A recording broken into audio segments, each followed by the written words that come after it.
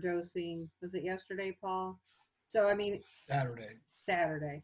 So, I mean, just somebody we were talking with and trying to engage, and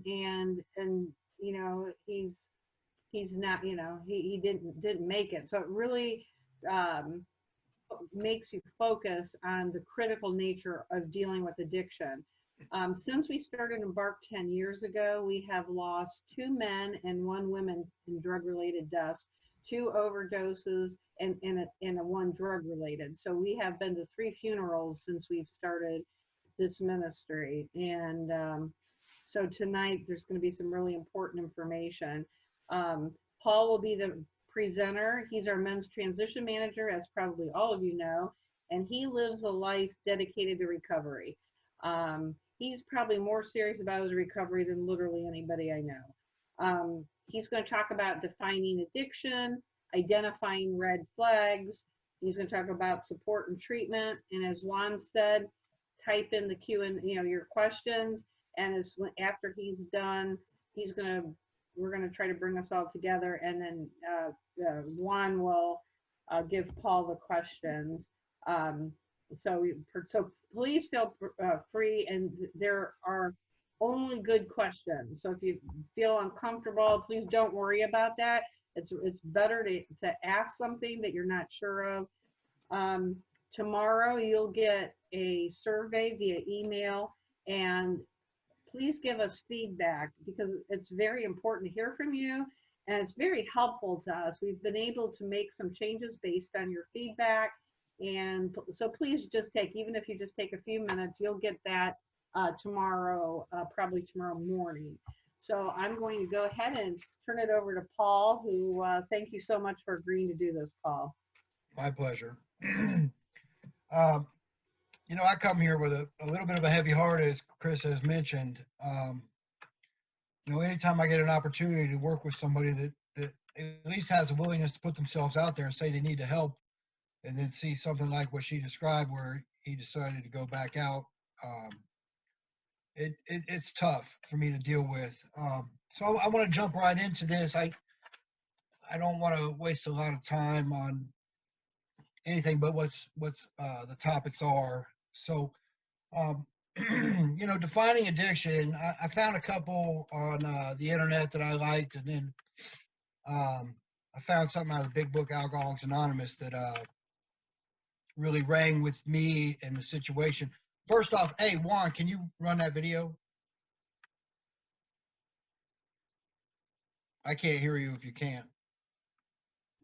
You're muted, Juan. Yeah, let me get it over, because I have it on the other computer and I forgot to bring it over. So can you go through for about Okay, I'll do defining and then I'll bring it over. in. Okay. All right, thank you. So, Wikipedia tells us addiction is a treatable chronic medical illness or medical disease involving complex interactions among brain circuits, genetics, the environment, and an individual's life experiences. People with addiction use substances or engage in behaviors that become compulsive and often continue despite harmful consequences.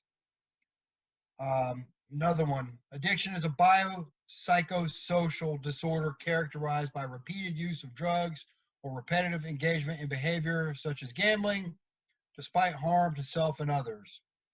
And, couple things I want to talk about is oftentimes our men are inside and they do well inside in a structured environment. And I personally was one of those guys. I'd do great in a structured environment. I'd feel good. I'd get healthy. I wasn't messing with the riffraff. I wasn't doing any kind of drugs or alcohol. And then I'd get home and I would think that I was okay to drink or drug in a social capacity. And what I found out is, what I'm about to share with you out of the big book, Alcoholics Anonymous, which says, we know that while the alcoholic or addict keeps away from drink or drug, as he may do for months or years, he reacts much like other men. We are equally positive that once he takes any alcohol, whatever, into his system, something happens, both in the body and mental sense, which makes it virtually impossible for him to stop. The experience of any alcoholic or drug addict will abundantly confirm this. And I've proven this in my own life. You know, I can't count how many times I'd stay clean and sober for, 3 or 4 years while I was doing time and come home and have a drink and maybe be okay for that time. But then that drink turned into, some more drinks on the next weekend. And it's just like, back in high school, our guidance counselors told us, it starts with a cigarette, then a drink, and the next thing you know, it goes on and on. For somebody with a propensity for alcoholism and drug addiction, it flips a switch inside our psyche. That's the best way I can describe it. It triggers an allergy. The Book of Alcoholics Anonymous calls it an allergy. And once that allergy has been triggered, the compulsion to use has been triggered. And we get a phenomena called craving. And craving is, it's very difficult to manage. Not everybody's a junkie of the magnitude I was. I personally couldn't stop until I was made to stop. And a lot of times it took a power greater than me, and most of the times they offered me a pair of handcuffs. So if I didn't end up in a hospital bed because I was unconscious. As Chris has mentioned, a few of our people have had drug-related deaths, and one is too many. And if we can do anything to raise the awareness for our volunteer base, then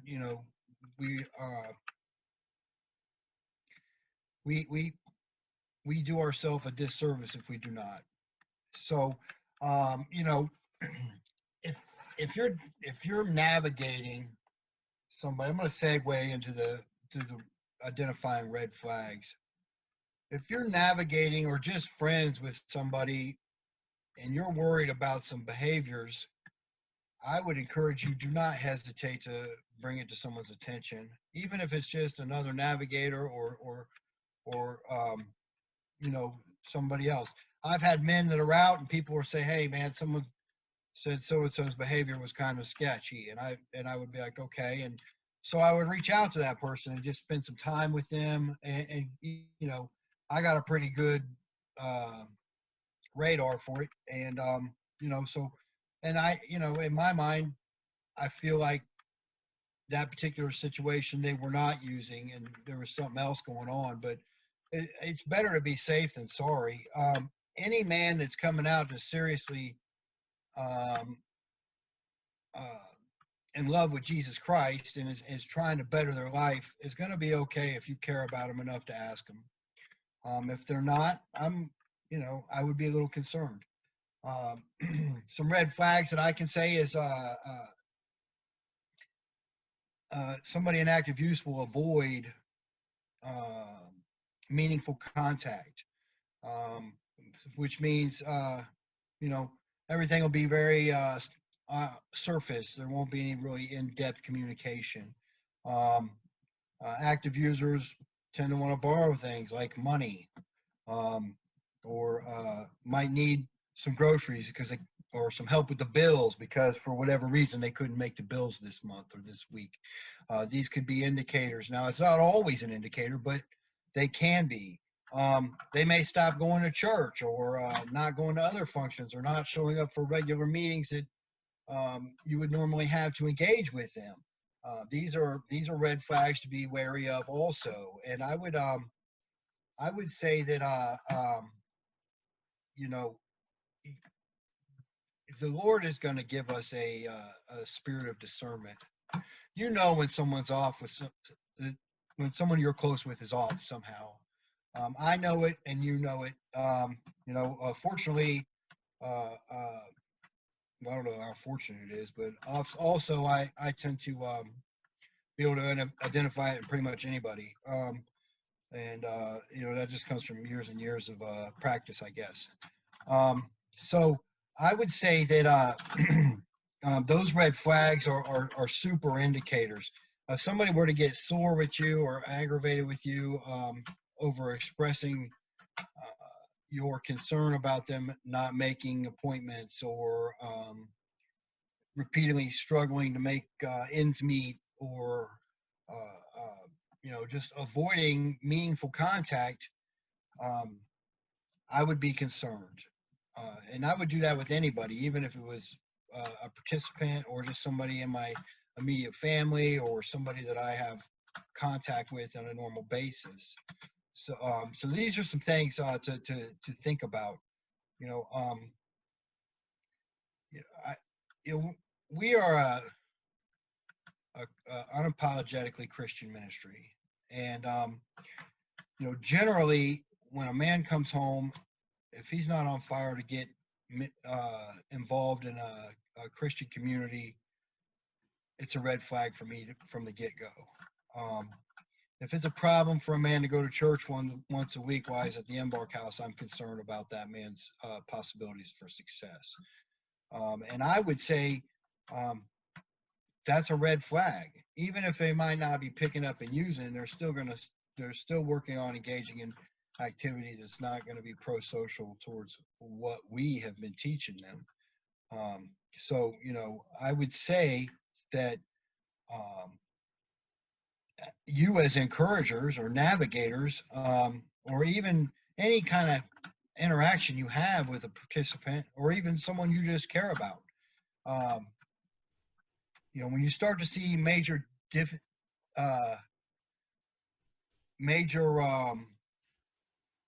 changes in behavior, it's definitely probably the biggest red flag that you're going to notice. So do you have that? Is that video ready? I have it ready. Let's see if it works. You want me to run it now?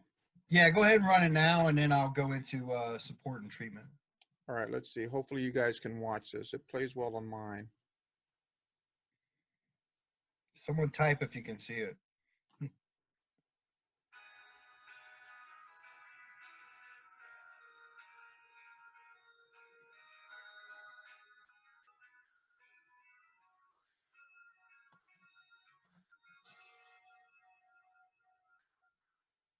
There is much speculation in our culture attempting to explain the roots of addiction. How should I understand addiction from a biblical perspective?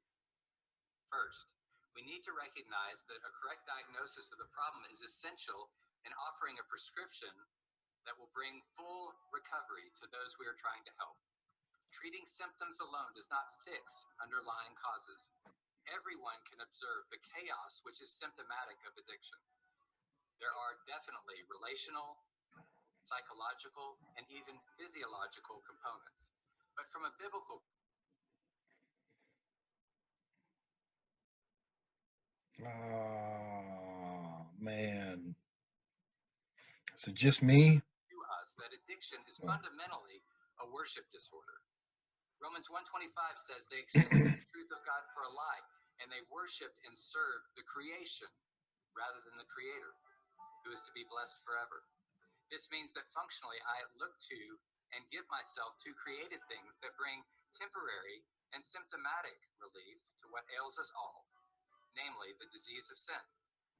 A mentor of mine used to say, treating symptoms is like giving an aspirin for a headache that's being caused by a brain tumor. It will relieve the headache for a few hours, but it won't fix what's killing you. In our sin, we have become disoriented from God and tend to orient ourselves around other things like jobs, relationships, sex, alcohol, video games. The list goes on and on. Our problem is much deeper than behavior and is actually rooted in what is underneath this behavior in our hearts, the things we love. We pursue, turn to, and orient ourselves around the things we love.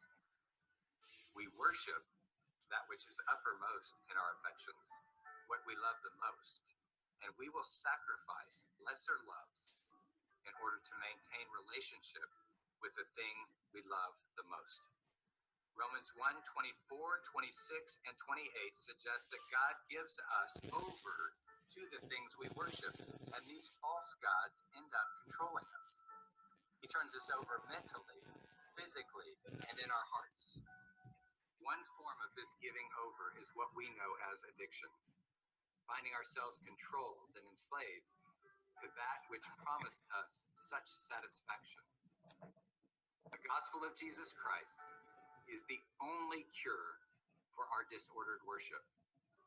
As we by faith offer the sacrifice of a broken and contrite spirit, the Spirit of God reorders our affections and reorients us to Him by giving us a new heart and new affections.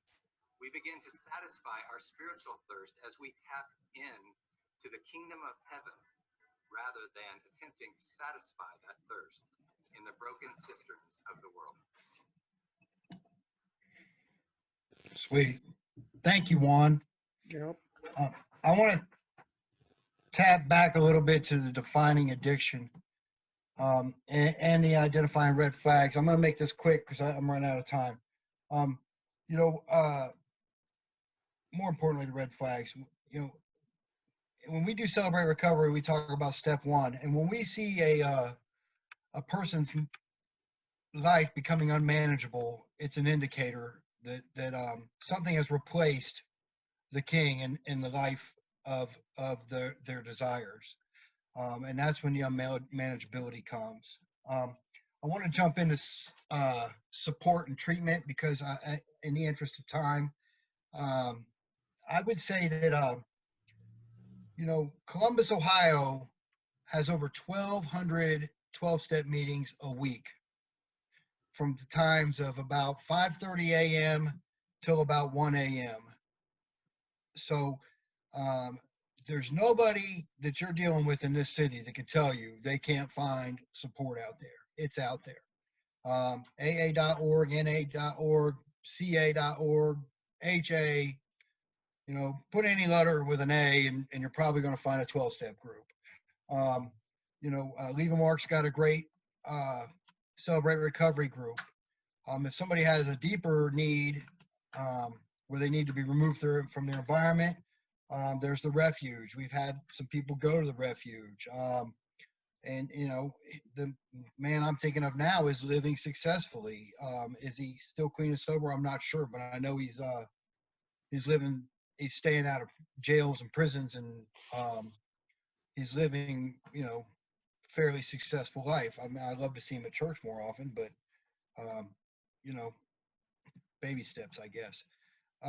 So, you know, and we, all of us as navigators and Kindway staff, we are support. We are, you can call us accountability partners or call us sponsors. I wouldn't necessarily call us a sponsor. That's more of a one-on-one thing. But I would say that if there's any concern, you know, the first thing we do is try to rally around whoever it is that we're concerned about and try to be encouraging, try to spend quality pro-social time with that person and make the effort to occupy the time in ways that are going to replace the negative activity. When we start to see negative consequences in their lives, it's a pretty sure bet that their lives they're dealing with unmanageability. You know, and like the video said, at the end of the day, it's only through the power of Jesus Christ and the grace of the cross that allows us to recover. The big book, I'm a big book thumper. The big book tells me I'm granted a daily reprieve contingent upon my spiritual maintenance. Upon my spiritual awakening, the compulsion to use will be lifted, and I will recoil from whatever my substance is as if I would a hot flame. And, you know, real quick story and I'll wrap up. I went to an abbey with my navigator, and we had a silent retreat there, and they did communion. Well, it just so happened that communion, that wine was some wine. And I literally recoiled from that as if it was a sharp flame or a snake trying to bite my face. And that was a revelation for me to know that, you know, the recovery is possible. And, you know, the thought for me to go back out and use was never there. And I am thankful for the spiritual maintenance of my life today. My life today, you know, my relationship with Christ is based off the 12 steps of Alcoholics Anonymous, and they are a spiritual basis of my walk today. So that's pretty much all I got. I'm sure there's probably at least one or two questions. So I guess we could start fielding questions now. Okay. Thanks, Paul. Sorry about the video earlier. I had it on the wrong. No worries. Here we have, you kind of touched on this a little bit. Someone's asking, Rob, I think, it says, if we detect unusual behavior, how do we confront them? Something as simple as you seem different, you're acting differently than what I've experienced with you in the past. You know, how can someone approach it for the first time with someone they suspect is probably using them? That's a good question. And, you know, I'm going to fall back on the 12 steps again. And what the 12 steps tell us is, you know, having had a spiritual awakening as a result of these steps, we try to carry this message to other addicts or alcoholics and practice these principles in all our affairs. But also, on a deeper biblical fact, even Christ sent us out in twos. And I would not make that, I would not engage that conversation without someone with me, first off. There was another clean and sober friend. Secondly, I would just say, hey, listen, man, I'm concerned about your lifestyle or your behavior and what's going on. And it's because I love you that I'm bringing this up. And I would just ask, is everything okay? Is there something going on that I can help you with? Is there something you haven't felt safe about telling me? Is there something that you possibly could use to that I can do to help, you know, and remind them that it's a really and truly it's out of love that you're coming to them, you know. The last thing we want to do is come off as accusatory or aggressively, but you do want to show up not alone. I think you know, the sample questions that you would approach them with are good, but I would not do it alone. I would definitely come with support. And it's even better if the support is somebody else that knows that person.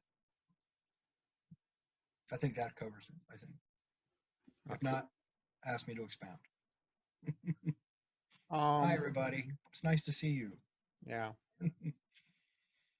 Let's see here. I see. They gave us a warning about that. Oh. Is that Brenda? Hey. Okay, here we go. I lost it. There it is. Could you or Mrs. Money define pro-social? We hear that a lot in presentations, especially around, you know, returning citizens and, you know, rehabilitation. Can anybody define pro-social? Do you want to do it or do you want me to do it? Okay, since you're muted, I'll do it. So pro-social, basically that's a CBT term. That's where I learned it was through cognitive behavioral therapy programs such as Getting It Right and IOP. And what it basically is you know, in every community there are what we have laws and we have rules and we have what's called social norms. And you know, so a law would be, well, we all know what laws are, and then we know that, you know, rules are, you know, you go in the men's restroom, or you go, you know, you go the right way through the bank drive-through teller, or you know, and there are social norms, you know, like you know, not to be funny, but like you don't fart in an elevator with full people. That would be like a social norm. So, but so pro-social behavior is just engaging in things that are behaviors that are actively acceptable in the community that you live in.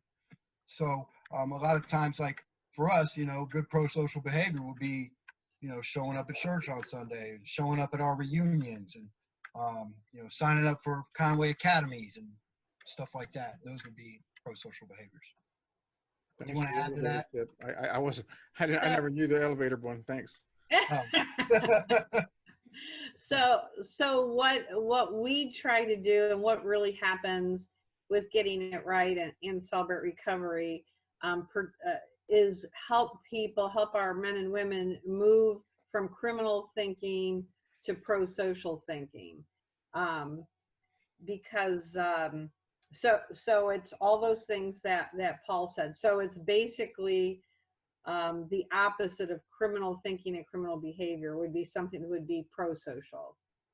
It's something that's not going to get people in trouble. It's going to keep them safe. It's making good decisions, and it's not going to get anybody harmed or in trouble by being pro-social. I have a comment here, which is kind of, it might lead into the next question. It would be great to have a scorecard. This is from Tom and Lisa. It would be great to have a scorecard or cheat sheet to follow when we see changes, and a cheat sheet to use when things appear okay. You know, especially for people who are engaging returning citizens or just family members or who knows, you know, anyone. And do you know of anything that exists like that, Paul, for you when you are, or for people maybe in the 12-step program who are considered, what's it called? What are the mentors called in 12-step? Are they sponsors or something? They're sponsors in the 12-step programs, yes. Is there anything published that people can use to kind of use as a cheat sheet that of which you're aware? No, I don't know of anything like that. Generally, it's something that you're going to have to just, it's an experience thing. It's one of those no cookie cutter answer, you know, because every person is going to have this. Every situation is going to be different. Yeah. So that's really a tough one. Paul, I'm just thinking, you mentioned some really good things that are red flags. We could do a little bit more research and probably put something together for our volunteers. It might be helpful. We could do something like that. And then the other thing I was thinking of is, you can always, whether you're working with men or women, you can always call Paul and say, this is what I'm dealing with. I need some coaching here. You may not feel comfortable confronting. He certainly is comfortable. We could find women who would feel comfortable meeting with women. So feel free to reach out to us if you're at all concerned. And we will immediately get you the support that you need. Yeah, absolutely. And I don't care. My phone's on 24/7. If it's emergency status, by all means, call me. Don't say, oh, he's probably asleep. Call me. Thanks for sharing your number with me. You might want to share it with everyone else out there. Oh, sorry. I thought I had it to everybody. How do I change that? Click He on. did. We could see it. Can you? Yeah. Okay. I know in my life, drugs were all around, and I think for the heavier users, it was important for my family members who cared more than I think at the time, to establish a meaningful relationship up front so that they can see, so they can tell when things have changed, you know. And I think what's important for you all, if you guys are going to be navigating, is that you have that relationship established really quickly and as possible. That way you can tell when things have changed and things are shifting. That's what happened with us and our family when our aunts and uncles and cousins and friends were drifting. If we didn't have a strong connection and regular visitation or just checking in with them, we wouldn't know otherwise, you know. I tell you though, once people were in their active addiction and really going down that road with people really close to me, it was very difficult to maintain that relationship though. So, I mean, a lot of grace is needed to kind of stay with it when you know people are living self-destructive lives, you know. Yes. I was just thinking, looking at, did you see the comment? It says Lisa, but it's Tom Wolf. It was made at 7:15. I'd like, would you read that and have Paul respond? Yeah. I never dug into the temptation of drugs with Daryl, one of our participants. With Daryl, as I thought he was good because he never talked about it. I just did not understand. He showed no sign, but then we did not get into the deep search. I feel I failed to not let men be alone. Um, I felt like I failed that man too. There may be some here, Paul, who don't have the context of what that is. Okay. Daryl was one of the men that died. And he was in my season of embark. He was very active in recovery inside the walls. I mean, he lived in a recovery dorm and talked about wanting to be a counselor, and he came out and he got into the work grind, which is, not a bad thing, but our men need balance. That's why I encourage our guys now, just keep a full-time job. You don't need a second job. You only pay $300 a month. You don't need a second job right now. Work on building pro-social activity. And that was something that, in that time in the house wasn't being encouraged as much as it could have been. I feel like I dropped the ball because I never asked the man to go to a meeting with me knowing his background.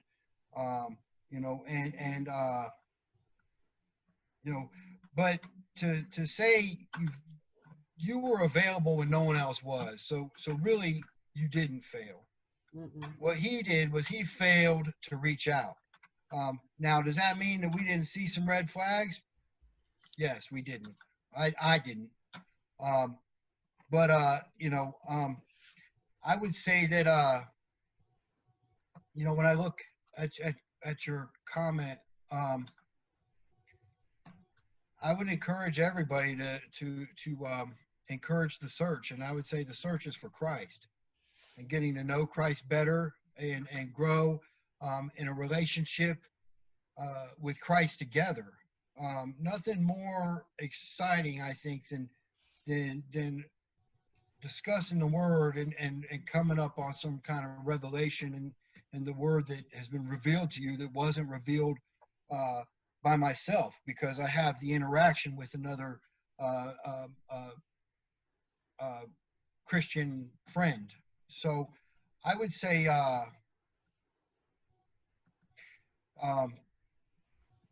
little alone time is always good for anybody. But also it's important for us to know that, to let our people know that, we are available. I mean, the last thing I say to anybody I ever see at the house is call me if you need anything. I don't care what it is. Call me if you need anything. I don't care, and I've regretted that, because I've gotten calls in the late night like, hey, the Wi-Fi ain't working. And, and in which case I'll say, well, you'll have to use data till morning. Oh, But, no. yeah. That'll set me off the edge. Yeah. But,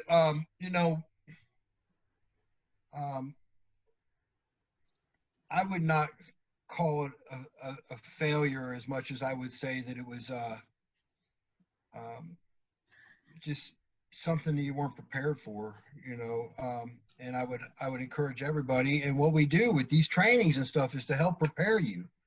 So I would just say, stay involved, stay in the loop, stay in contact, reach out, even if it's just your minimum commitment that we ask of a navigator. Just that alone, and now we, as far as men's side is concerned, we're blessed to have enough men out there that we can tie 2 or 3 men with each guy coming home. So it's not like they don't have the people available.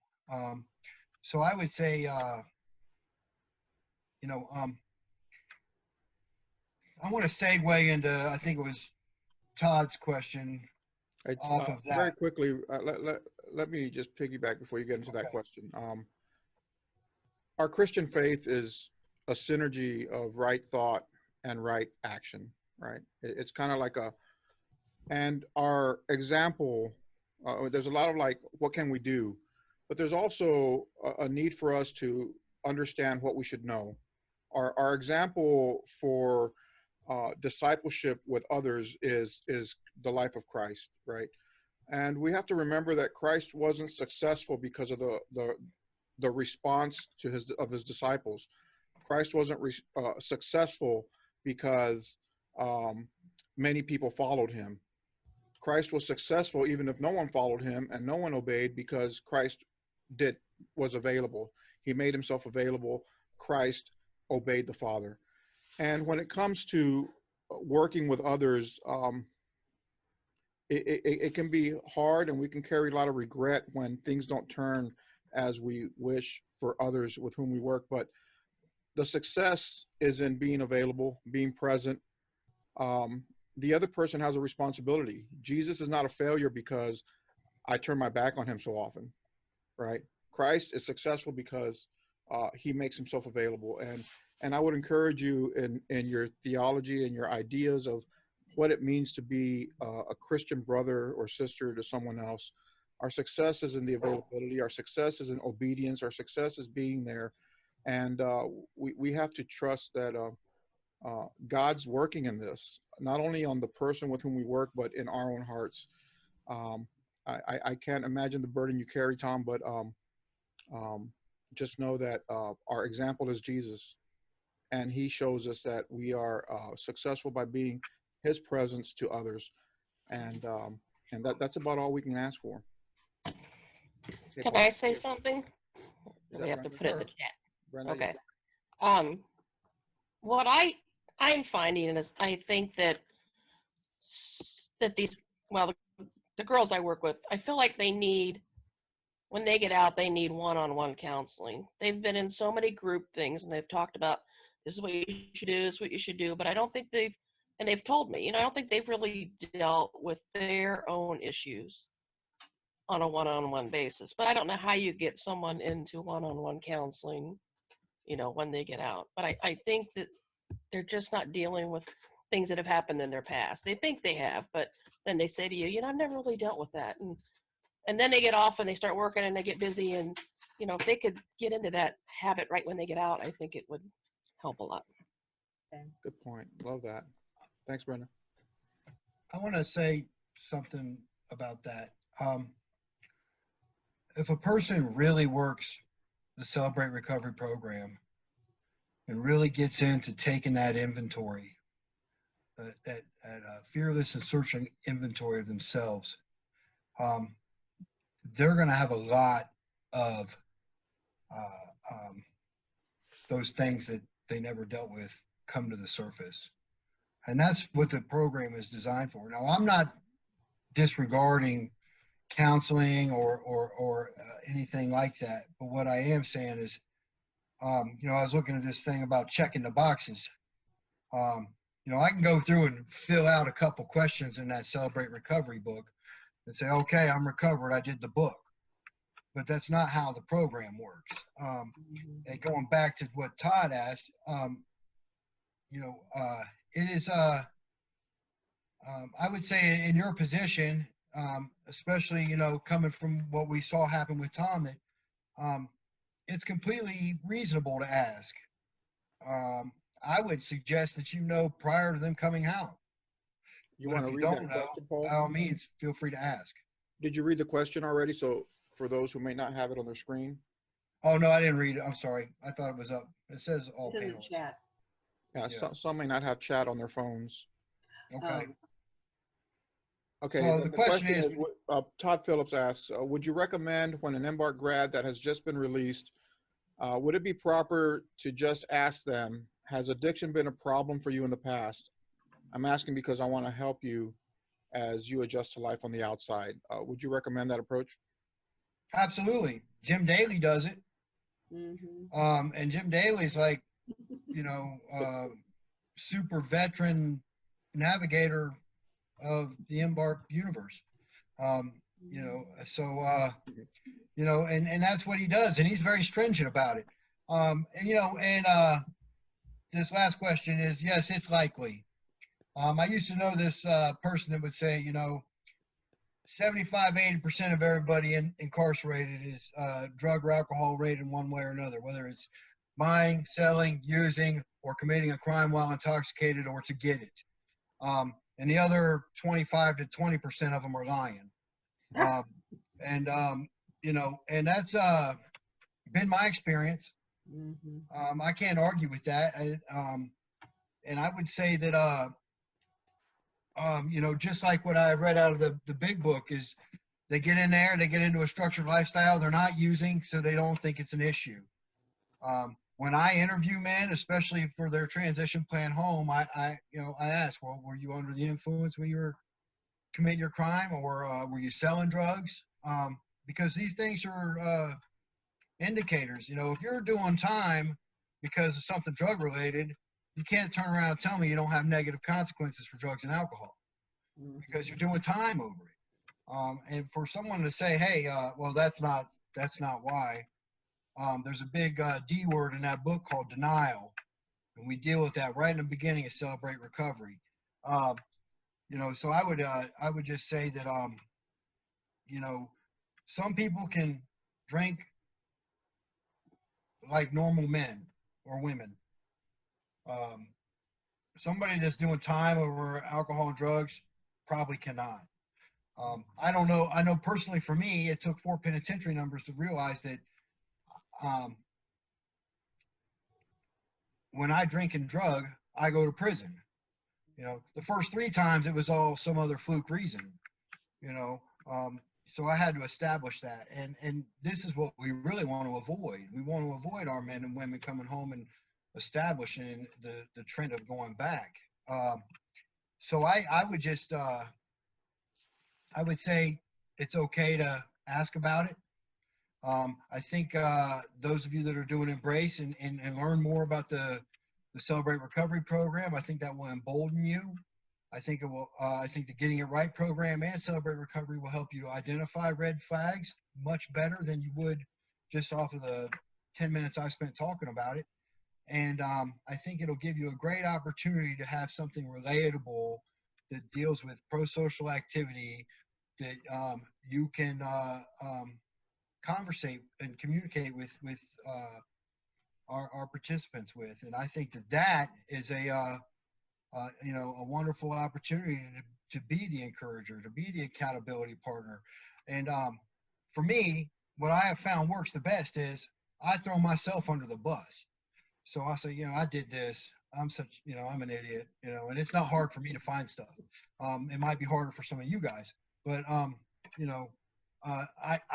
use that, and then I try to say, even my criminal thinking is, I give complete disregard for speed limits, for instance, or whatever, and I've had negative consequences of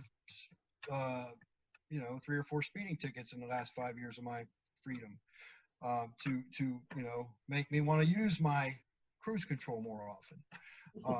So that's just an example I throw out there.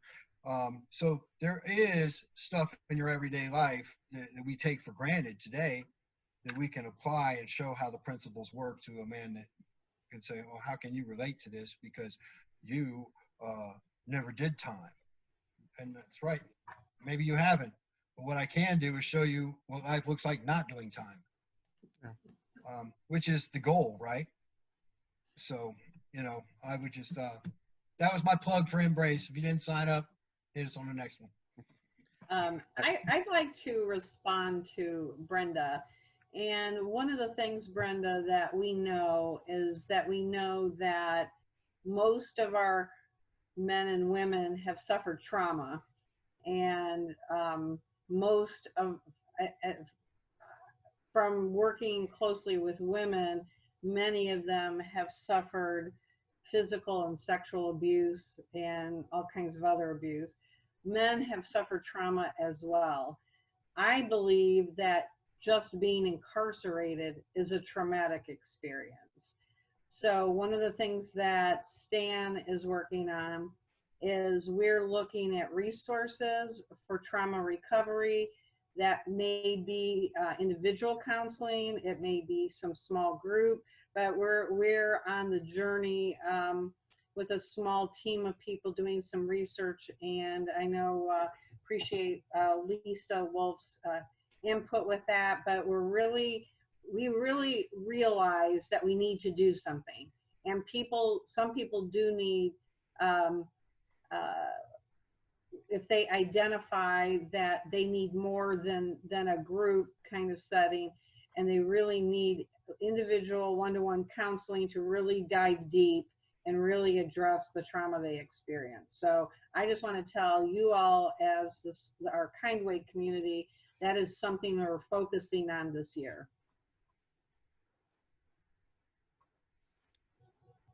You know, as I hear you all speak, we did a similar type of mentorship inside with a program, a ministry called Torch, and we're dealing with the 25 and younger inmates in prison, and we get to work with them for 6 months at least. Usually the relationships will carry on before that, but many of these guys weren't ready to change anything they were doing. Some of them were into drug use. Some of them showed really good signs of changing really quickly, but then they'd slip back into gang life or other types of irresponsible behavior. And one thing that we had to do in our training for Torch probably would apply here, and it probably doesn't need to be said, but what was important for us was that the people with whom we worked knew that the space between us was safe enough to allow reality to exist without judgment, where, you know, they knew that when they had messed up or gone to the hole, that they were always welcome to come back to pick up where we left off and continue moving the ball forward, not dwelling too much on the guilt or remorse of it. That'll come in time, but making sure that we create a space in which, as I said, reality can thrive and be welcome, so that when people slip up, they always feel that they're welcome to get back to us without fearing. Because the worst thing I would imagine for a drug addict, from our perspective, is that they would go into secret mode and hide mode.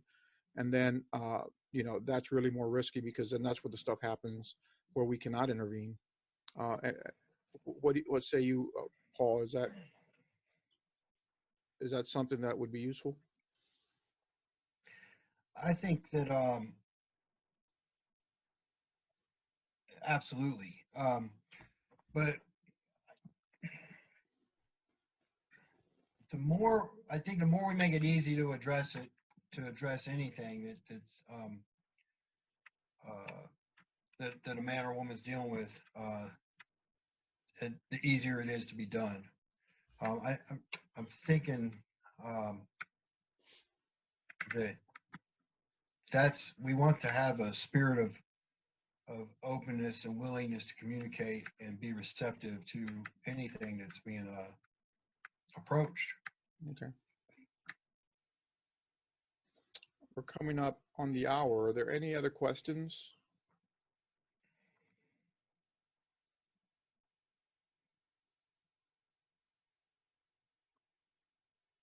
Sue says, but it's easy for folks to just check the boxes that appear to be about the right thing. Absolutely.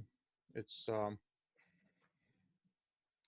for many people, it's not something that they're proud of as well. So, you know, of course, there's a lot of secretive stuff going on. We had a guy doing that. Yeah. That we were involved with. Not one of our guys, but a guy that was getting ready to come into the Embrace program, that we might have called like an at-risk or a previous previously incarcerated. And his birthday comes up, and the police find him passed out at an intersection with a pistol in his car. And you know, but on paper, his boxes were checked. I mean, he looked great. So yeah, it is easy, but eventually you're going to see the negative consequences. Eventually the negative consequences will catch you. I haven't met anyone yet that's that slick. You know, and I've met some pretty slick dudes. But you know, anytime you got a substance mixed up in it, you're outside of your mind. And once you get outside of your mind, you know, it's you know, it's all open season. You know, once being directed by the enemy, I we're in a think Dave bad makes a good place. point here, though. Dave, on the way out here, we're coming up on the hour. Makes a good point. I think his experience is that members of our community are often comfortable with addressing deep issues. So asking a question usually results in a deep response. And I think you're right, Dave. And I think a lot of that has to do with establishing relationships early on the inside and continuing those relationships through the transition really makes a big difference. For we who come out without your all's mentorship before we came, uh, we would tend to be probably more direct with each other, with our peers. And but because you guys are so involved in our lives on the way out, you're one of us, and that allows those types of communications to take place, those types of conversations to take place. Um, well, if there's nothing other, Mrs. Money, is there anything you'd like to close with? No, I think we're good to close. If you want to close out in prayer. I'll close out in prayer, and you guys can stay and unmute and chit chat or not. Let's pray. Merciful God, this topic is so weighty. It's so heavy. For some of us who have lived that life, we feel more comfortable navigating it. And for those who have not indulged or been around it, it can be a challenge. It's a challenge all the way around. And that's why we need you all the more. We're humbled, Lord, when we are exposed to be unable to fix things, but you say that you've overcome the world, and we just have to rely on your grace, Lord. We're grateful for your mercy, but we just need your grace. We need your wisdom. We need you, Lord, to enlighten us so that we can see the things that would normally go unseen. We need your vision, and we need your courage to be able to address difficult issues. Not only to save a life, Lord, but that in the end, you would be glorified in it all. You made us to be made in your image, and in Christ, you're remaking us in your image. And I don't know that there's any other purpose to this life except that we reflect you. We ask, Lord God, for your guidance as we grow in discipleship with each other, that we may all reflect you all the more as time goes on. And we thank you in Jesus' name. Amen. Amen. Amen.